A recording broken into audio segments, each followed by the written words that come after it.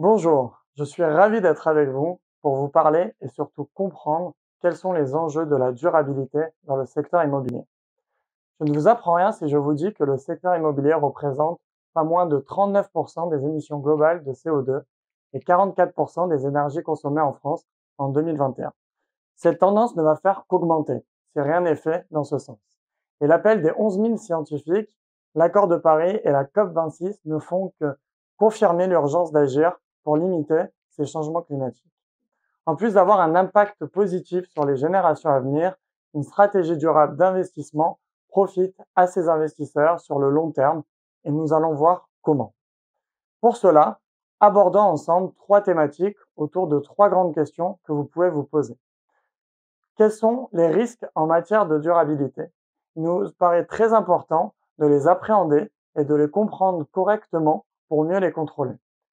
Puis, essayons de comprendre comment, directement, ces risques vont impacter la valeur de vos actifs et de vos fonds. Et pour cela, rien de mieux que de reprendre les fondamentaux d'une évaluation immobilière. Et enfin, comment en changeant simplement de perspective, nous pouvons faire d'une stratégie durable non pas un coût mais supplémentaire, mais une vraie valeur ajoutée sur le long terme. Le changement climatique est une réalité et les objectifs de neutralité carbone d'ici 2050 devraient réduire cette progression avec un objectif en deçà de 2 degrés à l'échelle mondiale. Ce changement climatique a de réelles conséquences et génère des risques sur différents volets dans le secteur immobilier. Il y a les risques physiques, les risques réglementaires et les risques de marché. Ils vous seront bien sûr détaillés et expliqués dans la suite de la présentation. Mais ce qu'il faut avant tout comprendre, c'est que ces risques se matérialisent sur différents points et peuvent, à l'heure actuelle, si rien n'est fait, rendre vos actifs obsolètes dans leur utilisation, de leur bâti et leur attractivité sur le marché. Ces trois types de risques sont cause d'obsolescence et de perte de valeur des biens immobiliers.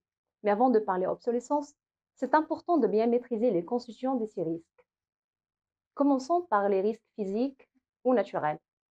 Ces risques sont la conséquence directe du changement climatique. Ils se manifestent via de nombreux indicateurs tels que l'augmentation des températures à la surface de la Terre, l'élévation du niveau moyen des océans ou encore d'autres dangers naturels tels que gravitationnels, météorologiques, géologiques et sismiques. En effet, plusieurs chiffres démontrent l'impact de ces risques sur les biens et infrastructures. Par exemple, 35% et le pourcentage des sociétés d'investissement immobilier cotées sont exposées à des risques d'inondation et de montée du niveau marin. 77% et le pourcentage d'évolution de nombre de catastrophes naturelles dans le monde entre les années 1985 et 2017. Et enfin, 250 milliards de dollars est le montant des pertes causées par les catastrophes naturelles en 2021. Voici donc la première catégorie des risques. Maintenant, par rapport à la deuxième catégorie, on va aborder les risques liés à la réglementation. Mais d'abord, regardons ensemble un aperçu synthétique sur l'univers réglementaire au niveau français et européen. On peut classer les outils réglementaires par leur secteur cible. Le premier secteur cible est énergie. Afin de mieux gérer la consommation et l'exploitation des énergies dans les secteurs résidentiels et tertiaires, on retrouve des outils comme le dispositif éco-énergie tertiaire, appelé auparavant décret tertiaire, le dispositif de la performance énergétique DPE, la réglementation énergétique 2020 pour les bâtiments neufs, etc. Ensuite, afin de limiter les émissions carbone, on va trouver d'autres outils de mesure et de gestion comme la stratégie nationale bas carbone, les bilans des gaz à effet de serre réglementaires, etc. Et enfin, les investissements. Pour mieux encadrer les investissements dits verts ou durables, on va retrouver des règlements de la finance verte comme la taxonomie, le SFDR ou encore des labels comme l'ISR. Donc, certes, la réglementation est là pour remédier aux aléas climatiques et accompagner la transition écologique. Mais tout n'est pas blanc ou noir. Au niveau pratique, on se rend compte d'un nouveau type de risque auquel il faut faire attention, comme par exemple les coûts liés à la mise en œuvre de la réglementation. En effet, afin d'appliquer certains outils réglementaires, il faut prévoir des capex importants, d'où le besoin d'une bonne gestion financière. Ensuite, il existe d'autres outils, comme le fameux décret tertiaire, qui impose des seuils pour la consommation d'énergie dans les bâtiments tertiaires, d'où le besoin de la mise en place des moyens de gestion plus efficaces. Le deuxième exemple de risque réglementaire qu'on peut donner est en lien avec tout ce qui est taxes ou pénalités liées à la non-conformité aux modalités réglementaires obligatoires, autant encore à l'évolution des valeurs des quotas carbone, comme on l'a vu en 2021, quand le quota carbone a atteint son niveau record avec une valeur de plus de 55 € par tonne d'équivalent CO2. Le recours à la réglementation comme solution clé dans l'atteinte des objectifs climatiques a donné naissance à des nouvelles définitions de la valeur pour les acteurs immobiliers. On parle de la valeur verte. Cette valeur est à l'avantage des biens conformes aux critères de durabilité, mais pas forcément à d'autres biens qui n'y répondent pas. Ce qui nous amène à la troisième catégorie des risques qu'on va traiter, les risques marchés. Ces risques se manifestent comme une perte d'attractivité des biens non durables pour les investisseurs, une remise en question de la compétitivité de ce même type de biens vis-à-vis le green premium, ou encore le développement d'une irréversibilité des biens dans leur marché.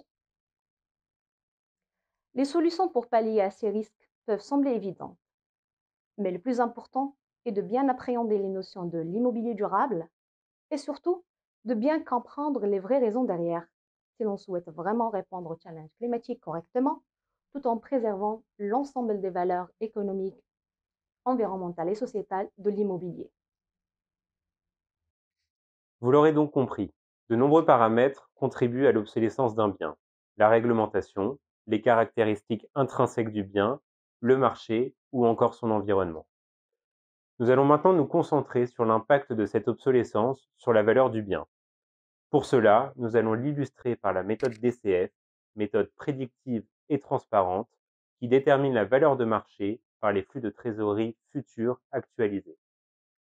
La valeur est donc la résultante des revenus, loyers, charges récupérables, vacances, des OPEX, charges imputables aux propriétaires, des CAPEX de maintenance ou liés au projet, ou encore du taux d'actualisation qui reflète les risques et la liquidité du bien sur son marché.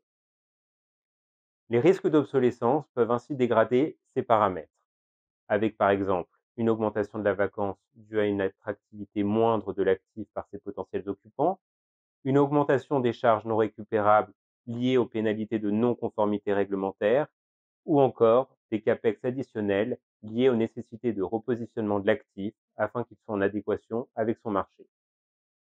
On note qu'aujourd'hui, 80% des bâtiments qui seront utilisés en 2050 sont déjà construits. Par conséquent, décarboner le secteur immobilier signifie améliorer la performance des actifs déjà existants. Deux comportements sont alors possibles.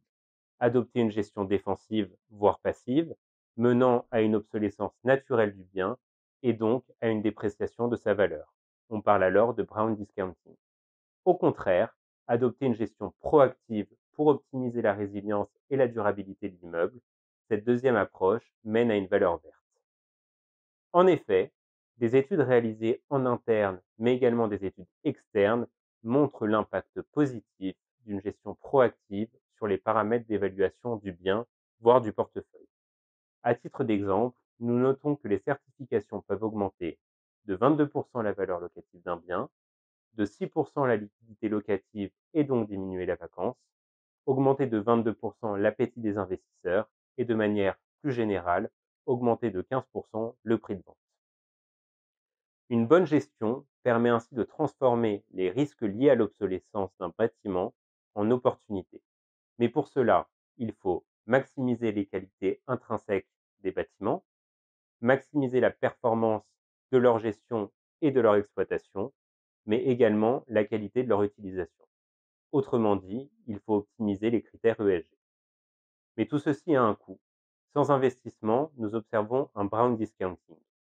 Avec des surcoûts anticipés, nous observons à la fois une résilience de l'actif face à ce brown discounting, mais également une surperformance liée à la valeur verte.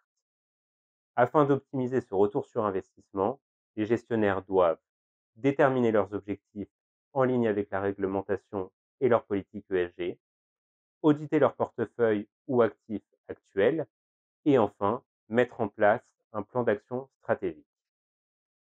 Si cette présentation a éveillé votre curiosité, nous vous invitons à vous rendre sur notre site internet et à télécharger les différentes études liées à ce sujet, mais vous pouvez également nous joindre pour toute question et nous serions ravis de vous accompagner dans vos démarches.